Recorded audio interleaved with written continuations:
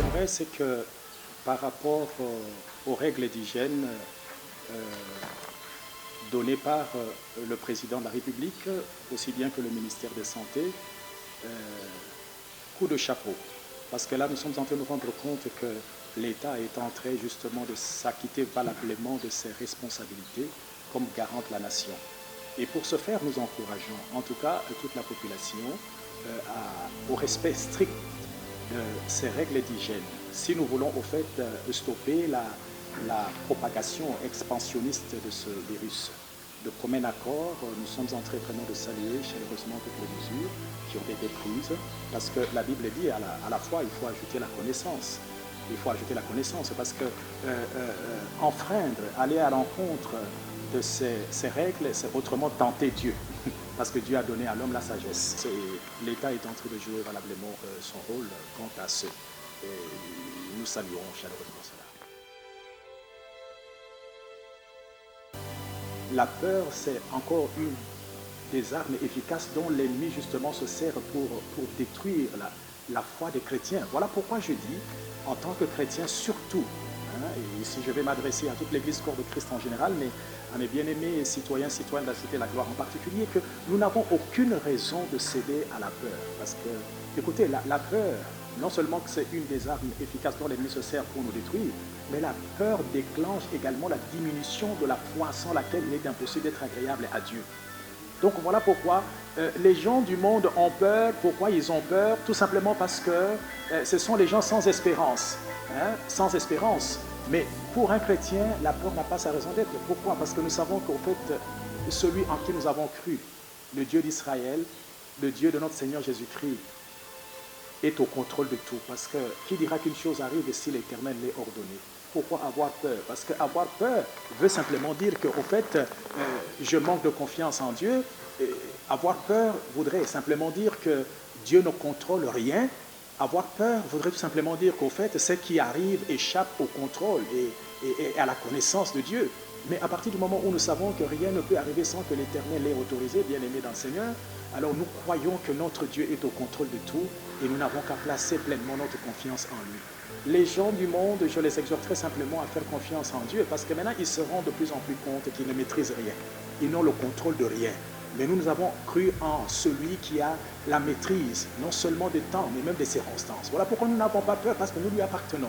Alors ceux-là, le monde, je crois que c'est un message fort de comprendre maintenant qu'au fait, le monde a ses limites. Les hommes ont leurs limites. En dépit de leur toute bonne volonté, il y a des limites. Apparemment, nous sommes devant l'impossible, humainement parlant. Mais nous disons que ce qui est impossible à l'homme est possible à Dieu. Et non seulement ce qui est impossible à l'homme est possible à Dieu, mais aussi possible à celui qui croit. Donc voilà pourquoi nous exhortons les gens de placer leur confiance en ce Dieu qui a le contrôle de tous les paramètres visibles comme invisibles, spirituels comme matériels et physiques. Donc voilà pourquoi je dis les chrétiens n'ont pas de raison, au contraire, c'est eux qui ont un message de réconfort à apporter à ceux-là qui n'ont pas d'espérance parce qu'ils ne connaissent pas Dieu.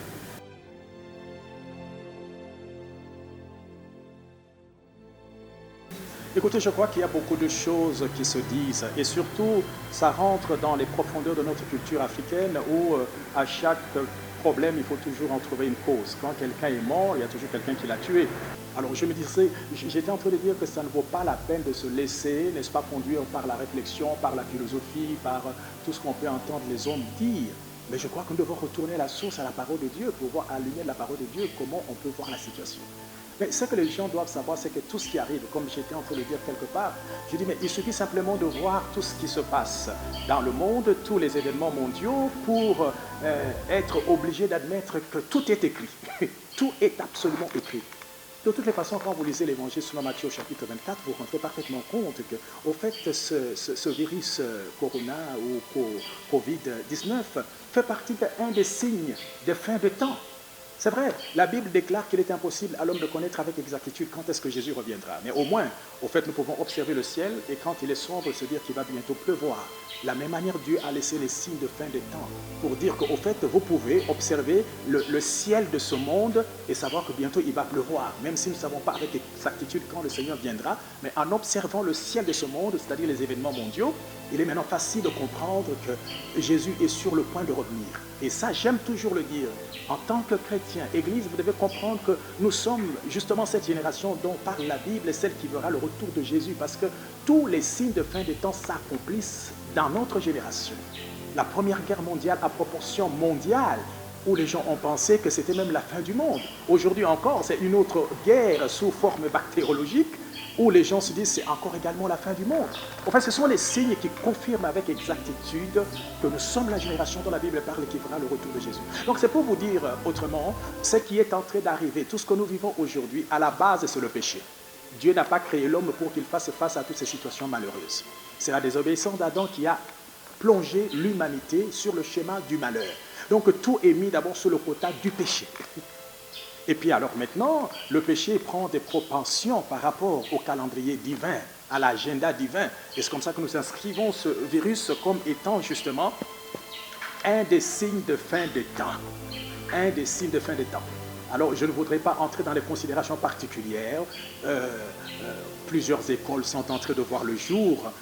Certains voient que c'est le fait de l'homme.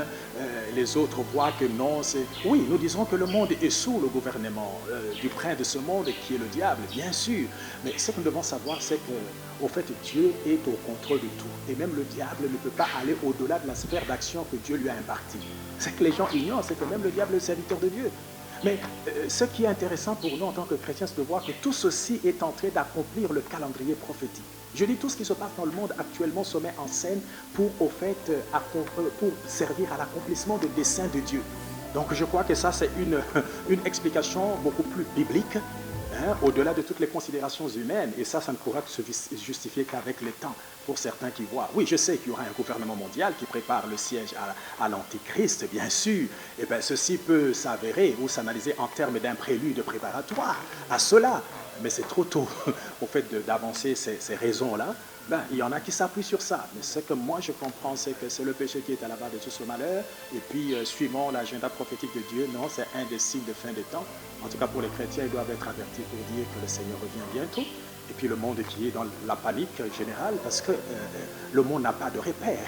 C'est le temps pour le monde de comprendre maintenant que nous devons tourner le regard vers Dieu parce que ça les échappe. Ils n'en ont pas la maîtrise. Mais notre Dieu est au contrôle de tout. Et nous qui avons cette information pouvons être rassurés et affermis.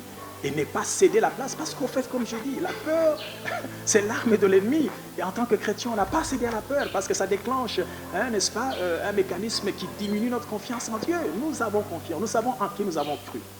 Voilà, au fait, pour parler de l'aspect crainte, non justifié pour les chrétiens, mais alors justifié pour les non-chrétiens, parce que ce sont des hommes sans espérance, et je crois que c'est un message très fort pour ceux-là qui ne veulent pas croire au message de l'Évangile, le moment de tourner le regard, parce que les signes, le ciel de ce monde est sombre, le Seigneur revient très bientôt, et ça c'est indiscutable. Donc c'est comme ça que la Bible dit qu'il faut connaître le temps. Le cœur du sage connaît le temps. Quand tu ne connais pas le temps, tu n'appliqueras pas ton cœur à la sagesse. Les gens qui sont perturbés, ce sont les gens qui ne savent pas lire le calendrier divin. Et c'est là que j'apprécie les fils d'Issachar, ils avaient la connaissance du temps. Et la Bible dit, le sage connaît le temps.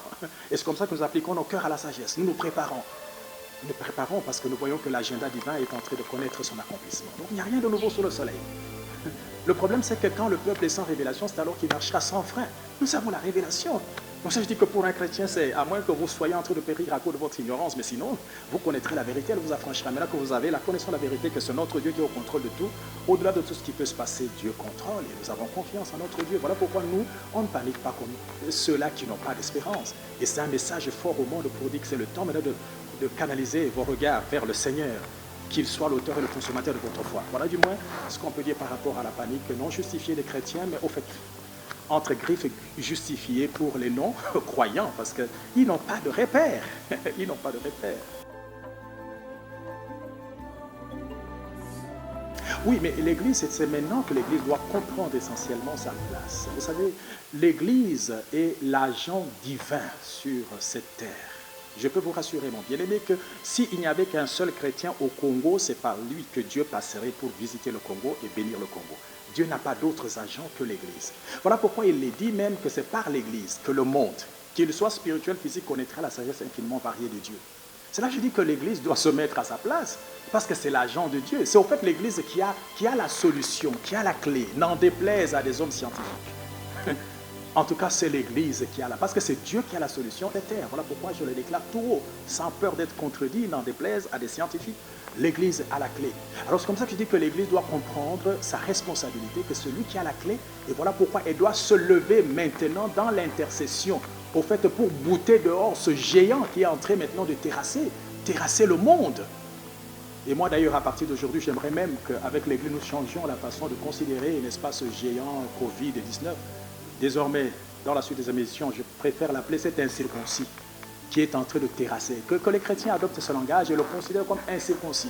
C'est-à-dire, s'il y a des esprits démoniaques ceci, derrière ces virus, tout ce dont nous sommes sûrs, c'est que ces démons n'ont pas d'alliés. C'est le Seigneur qui est notre allié. Alors nous avons un allié. Donc voilà pourquoi je dis, je l'appelle désormais que les chrétiens changent de langage. J'aimerais que ce soit un vocabulaire nouveau dont nous sommes en train d'enrichir même le monde académique. C'est incirconcis, ce géant Covid-19 n'a pas de pouvoir. Et alors nous avons le pouvoir du Saint-Esprit pour le bouter dehors. Voilà pourquoi l'Église maintenant doit se lever comme un seul homme pour bouter dehors cet incirconcis. Parce que vous voyez les conséquences, en fait, avant même qu'on analyse, parce qu'il y a des conséquences justement sur le plan spirituel. Déjà la peur que ça commence à semer dans le chef des chrétiens, mais ça pénalise, ça paralyse l'action de l'évangélisation, on en parlera peut-être plus tard. Mais au fait, c'est pour dire, nous avons l'autorité et le pouvoir de nous lever contre cet incirconcis et le bouter dehors. Du reste, il faut qu'on sache, et moi je m'appuie encore sur ça. Je dis non seulement que les chrétiens, parce qu'au fait nous engageons le corps de Christ ici, je dis nous n'avons pas même des raisons d'avoir peur parce que je me dis, même c'est comme ça que je prie, je dis Dieu nous a envoyé prêcher la bonne nouvelle, Dieu ne m'a pas envoyé pour enterrer les morts, je le déclare, pour ceux de mon église, je n'enterre pas les morts. Du reste, je sais une chose, qu'au fait Dieu est le même. Pour avoir cru au Seigneur Jésus-Christ, le sang de Jésus est appliqué dans nos cœurs. Quand ce géant, cet incirconcis des langues de la mort, par cette forme, peu importe les noms qu'on lui donne, passera. En tout cas, il verra le sang de Jésus appliqué sur les portes des cœurs de tous mes fidèles et même de toute l'Église corps de Christ. Il passera outre. Voilà pourquoi j'ai dit, en fait, les gens disent pourquoi je monte le ton. Non, je suis en train de m'attaquer à un esprit. Je n'ai pas affaire à un homme pour dire non, il est temps que l'Église se lève pour bouter dehors cet incirconcis. Et surtout quand le Seigneur dit qu'il ne permet pas une épreuve au-delà de notre force. Je crois que c'est même comme ça que je prie pour notre nation et même pour l'Afrique en général. Je dis, on n'a pas assez de force pour dompter ce géant. On n'a pas d'infrastructure et Dieu ne permettra pas. Parce que si ceux qui arrivent ailleurs, ils ont quand même des infrastructures, même s'ils sont en train d'être épuisés, Dieu veut leur montrer qu'ils ne contrôlent rien. Mais nous, de toutes les façons, Dieu ne permettra pas qu'on aille au-delà de notre force. On n'a pas assez d'infrastructures pour contenir ceci. Donc voilà pourquoi nous, en tant qu'Église, en tant que sentinelle, nous devons nous lever pour bouter dehors cet incirconcis de nos pays africains, commençant par notre pays. Voilà pourquoi il est temps que l'Église, comme un seul homme maintenant, se mobilise, n'est-ce pas, et se canalise toute son énergie spirituelle pour bouter dehors cet incirconcis. Et c'est ici encore que la maison de prière est ouverte et là, il n'y a pas d'agglomération. La parcelle est très grande, chacun vient dans son coin et rentre sans être en contact avec personne. Et nous sommes en prière 24 heures sur 24 heures pour cela. Et que l'Église corps de Christ comprenne qu'il y a une action conjointe. Tu ne sais pas te déplacer, nous respectons les mesures, et bien tout ça, mais au moins vous savez que l'Église est en prière pour bouter dehors cet incirconcis. Donc voilà un peu, l'Église comprend qu'il a la clé, mais entre-temps l'Église comprend qu'il est responsable et l'Église doit exercer son autorité, doit exercer son pouvoir, parce que c'est l'espoir des nations.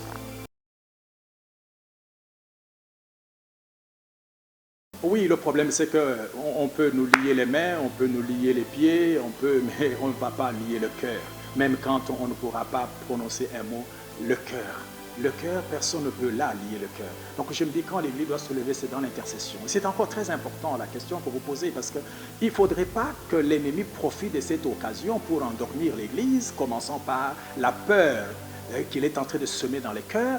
Mais au contraire, c'est un moment propice pour que nous développions notre intimité avec le Seigneur. Parce que de temps en temps, nous parlions à l'Église, écoutez, nous devons développer l'intimité avec Dieu parce que nous ne savons pas ce qui nous arrive dans les jours à venir. Et l'intimité avec le Seigneur, au fait, c'est là que nous puisons toutes nos ressources spirituelles nécessaires, capables de faire face aux situations difficiles dans le temps. Et moi, je crois que ceux qui survivent, qui affrontent ces situations sans peur, ce sont les gens qui avaient obtenu autant de... C'est là que j'étais en train de parler au fait de la responsabilité de l'Église. Ce n'est pas l'Église, d'abord chacun de nous en tant que chrétiens, nous sommes l'Église. Chacun d'abord est lui-même une maison de prière. Alors c'est comme ça que je dis, mais s'il y a moyen de joindre les actions communes, c'est là que nous avons parlé de ce grand mouvement prophétique de maison de prière que Dieu a initié il n'y a pas très longtemps. J'en parle comme ça, n'est-ce pas? Mais sinon, on peut nous lier les mains, on peut nous lier les pieds, même la bouche, mais on ne va jamais lier le cœur. Nous pouvons toujours nous élever dans l'intercession. C'est ça. Et une intercession stratégique. C'est comprendre maintenant la stratégie de l'ennemi et se lever pour bouter, en s'appuyant sur la Bible. Même ceux-là qui sont déjà atteints, il y a moyen d'espérer. Parce que quand je vois dans 2 Rois, Ézéchias était atteint par une maladie à la mort, mais il a dû plaider avec Dieu. Et puis alors Dieu lui a accordé encore 15 ans. Donc même si vous êtes déjà atteint par ces situations, il n'est pas désespéré de toutes les façons. C'est encore possible. C'est encore possible. Nous avons au début apprécié les mesures d'hygiène sanitaire prônées par le gouvernement, par OMS, par le ministère de la Santé. C'est très appréciable. Nous devons seulement comprendre une chose, qu'en dépit de tout cela, la Bible dit, si l'Éternel ne veille, c'est en vain que veillent ceux-là qui gardent. Au-delà de toutes ces mesures que nous apprécions, notre confiance doit être placée en Dieu. En Dieu. Parce que maintenant, c'est un langage très fort pour le monde, de comprendre que le monde a ses limites. Le monde a ses limites. Et puis je me dis, pour le peu de temps que j'ai à suivre les informations, il n'y a qu'un discours qui paralyse les gens. Mais il y a quand même les gens qui sont guéris, qui nous en mettent aussi cela en exergue pour dire quelque part il y a à espérer. Pourquoi on veut nous donner un discours négatif? Et puis on dirait que c'est quelque chose qu'on attend. J'ai vu un responsable de l'OMS dire que l'Afrique s'attend au pire. Au nom de Jésus, le pire n'arrivera pas. Au nom de Jésus, ça n'arrivera pas. Comment on peut nous amener le pire? Ce n'est pas possible. Donc je me dis, mais voilà, qu'ils disent également, mais il y en a quand même qui le guérissent, non? Mais alors qu'ils disent que c'est aussi possible d'être guéri. Et surtout avec le nom de Jésus. Donc écoutez, ne cédez pas trop à tous ces discours qui vous font paniquer, parce que la Bible dit, la foi vient de ce qu'on entend, ce qu'on entend vient c'est la parole. Alors les informations là troublent parfois beaucoup de chrétiens, et puis ils ne savent pas à quel saint se vouer. Confiez-vous à la parole, qu'est-ce que la Bible déclare? Du reste, il y a Matthieu 21 à 22 qui dit que tout ce que vous demanderez avec foi par la prière, vous le recevrez. Priez, Seigneur, je boute dehors tout ceci. Il va, et voilà la responsable de l'Église. Et même dans Jean 14, n'est-ce pas, tout ce que vous demanderez en mon nom, vous l'obtiendrez. Cela semble trop bon pour être vrai, et pourtant c'est la vérité même. Écoutez, mes frères, utilisons de notre pouvoir et de notre droit que nous donne la Bible. Et bien nous allons bouter dehors cet incirconcis. Donc voilà un peu, d'une façon très générale, mon ami, à quoi et que le chrétien trouve ici vraiment une source de réconfort, parce qu'il n'y a que la parole de Dieu qui peut nous consoler dans de telles situations. Et que nous méditions cette parole régulièrement, que nous soyons dans l'intimité avec le Seigneur, parce que c'est là que nous trouverons toutes les ressources nécessaires, justement, pour faire face, non seulement à cette incirconcis, mais à tout ce qui peut arriver dans les jours à venir. Mais la bonne nouvelle pour le chrétien, c'est qu'il sait, quand il lit tout ceci à la lumière de la parole de Dieu, nous sommes dans les temps prophétiques. Oui, mot de la fin, je ne crois pas l'avoir maintenant parce que le parcours est encore assez long, mais peut-être par rapport à cette émission. Mais je viens encore de le dire en guise de conclusion complémentaire et indispensable à la fois qu'il est temps que le chrétien comprenne son identité et qu'est-ce que Dieu attend de lui comme tel. Et surtout, mes bien-aimés de la Cité de la Gloire, je crois que ici que le dépôt, tout ce que vous avez toujours reçu, vous voyez, n'est-ce pas? Moi je dis c'est dans les moments comme ça qu'on sait quel est le dépôt qui est en vous. Vous devez commencer maintenant à remuer toutes ces choses. Moi, je me dis, mais écoutez, les gens croient que pour la mort d'un chrétien, c'est une chose facile. Je dis, mais cet incirconcis a beaucoup d'efforts à faire. Pourquoi? Parce que la Bible déclare que nos vies sont cachées avec Christ en Dieu. Nous sommes doublement en sécurité. Donc, avant que cet incirconcis qu'on appelle le Covid pour les uns, je ne préfère même pas l'appeler comme ça, alors je crois que mettez-vous en confiance que notre vie est cachée avec Christ en Dieu.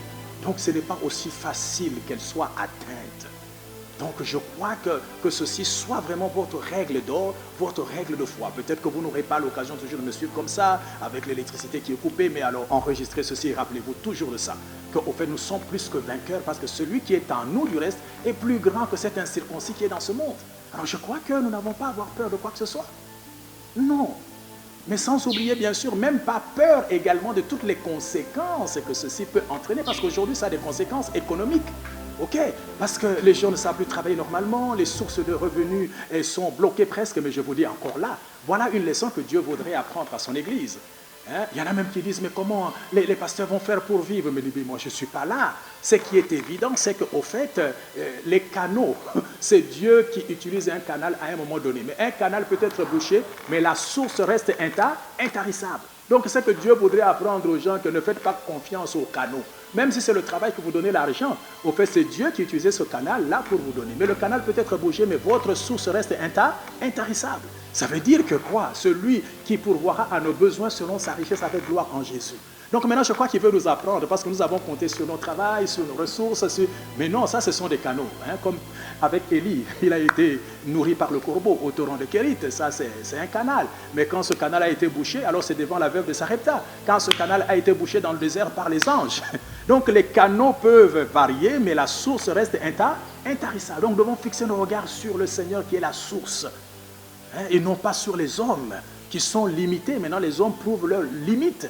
Même le gouvernement ne sait plus nous rassurer. Alors je crois que par rapport à ça, et puis sur le plan social, voilà. Maintenant, je crois que c'est une période où l'égoïsme commence à se développer, parce que c'est chacun pour soi. Je dis attention, mais je crois que c'est le moment où nous devons manifester aussi l'amour les uns envers les autres. Voilà pourquoi si cet événement était prévu, on encouragerait l'Église à venir déposer les histoires pour qu'on aide ceux qui sont dans le besoin, qui ne savent pas, les orphelinats, ceci. C'est le moment où la main d'association doit. Donc, vous voyez, parce que maintenant, chacun se concentre sur lui-même. Il y a des conséquences sociales et ça atteint même le corps de Christ, parce que l'égoïsme, chacun veut s'en sortir. Mais après tout, je me dis, mais si la situation durait pendant une année, mais qui sera à même d'avoir la provision de toute une année? Parce que les paramètres deviendront très difficiles. Pourquoi notre confiance n'est pas dans tout ce qu'on peut avoir, mais la confiance est en Dieu. Et ici, c'est également, nous devons faire attention pour. Mais qu'est-ce qui en souffre encore davantage dans ces situations? C'est que je me dis, la stratégie de l'ennemi, c'est celle-là. Avec les distances à observer, une règle hygiénique très recommandable. Il devient très difficile maintenant de prêcher l'évangile, de pouvoir, hein, n'est-ce pas? Mais alors que ceci ne nous empêche pas d'utiliser tous les moyens nécessaires pour prêcher l'évangile. Donc je crois que ça, c'est encore un élément très important pour parler très rapidement des conséquences et comment ça nous permet de voir la grandeur de Dieu. Voilà, tout ce qui a été écrit est en train d'arriver et nous préparer à la rencontre de notre roi. Donc j'aimerais que l'Église, au lieu de sommeiller dans la peur, eh bien, écoutez, c'est le temps de se réveiller du reste. Parce que c'est nous qui avons un rôle à jouer par rapport à ce qui se passe maintenant. C'est le temps plutôt de se lever et d'exercer notre autorité, notre puissance dans l'intercession, dans la prière, pour bouter dehors cet ennemi. D'ailleurs, je n'aime plus encore continuer à l'appeler comme nous continuons à l'appeler. Je préfère encore lui donner le nom qui lui convient. Je crois que nous aurons le temps peut-être d'en parler dans les autres séquences. Mais sinon, je voudrais vraiment lancer un message d'encouragement et que le peuple de Dieu comprenne qu'il n'y a absolument rien qui échappe au contrôle du Seigneur. Tout ce qui est entré, moi je dis tout ce qui se passe dans ce monde est en train de se mettre tout simplement en scène pour accomplir les desseins et les plans de Dieu. Nous allons prier alors. Je commence par bénir Israël, l'horloge divin pour ce temps de la fin. Seigneur, merci beaucoup parce que il est écrit dans ta parole que jamais tu n'as permis une épreuve qui soit au-delà de notre force. Je suis convaincu, comme ta parole nous le dit si bien, que toute chose concourt au bien de ceux qui aiment Dieu. Au lieu de voir une fatalité arriver à ton Église par ces circonstances, au contraire, elle va concourir à l'affermissement de la foi de ton corps. Que cette parole que certains ont écoutée autrefois avec beaucoup de légèreté, qu'elle passe et qu'elle repasse maintenant sur leur table, les tables de leur cœur, afin qu'ils deviennent des disciples pendant ce temps. Seigneur, merci beaucoup parce que je sais que c'est une génération de disciples que tu es en train de provoquer. Parce que maintenant, l'Église a le temps de vaquer chacun en tant que maison de prière dans une intimité personnelle avec toi. Qu'il en soit ainsi, que personne ne s'endorme, mais que chaque lampe reste allumée. Merci beaucoup pour ce qui est de notre pays, en particulier de l'Afrique en général. Parce qu'il n'y a pas une épreuve qui soit au-delà de notre force. Seigneur, je ne crois pas que tu permettras que ce fléau, cet incirconcis ravage, Seigneur mon Dieu, se propage davantage dans nos pays africains. Nous n'avons pas les forces nécessaires, les infrastructures nécessaires, médicales, Seigneur, pour pouvoir contenir cet incirconcis, ce fléau. Voilà pourquoi je te demande à ce que les effets soient limités et nous le boutons dehors de nos continents africains, de notre pays en particulier.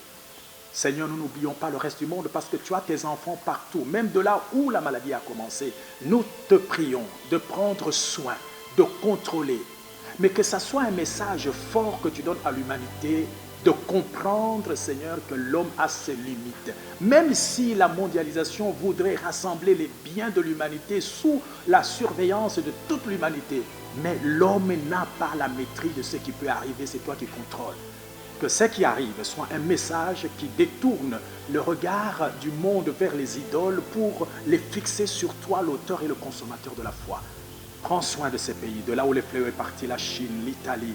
Seigneur mon Dieu, mon roi, que tu sois toi seul au contrôle de tout.